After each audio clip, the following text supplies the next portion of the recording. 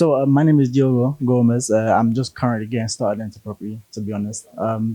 Just looking into rent to rent, to be honest.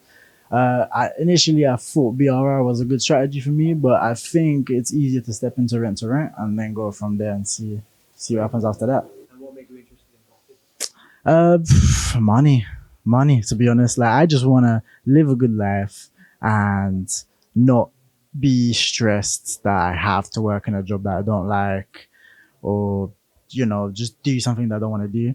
When my real passion is to be creative, and I don't want to be stuck in a job where I cannot be creative.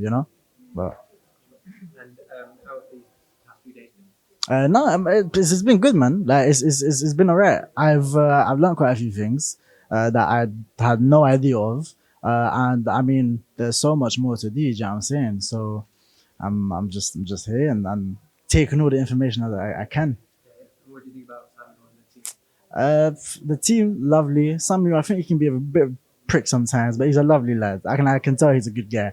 But yeah, man, it's been all good so far. But now the journey commences. You know what I'm saying? And what would you say to someone looking to get into property? Just do it.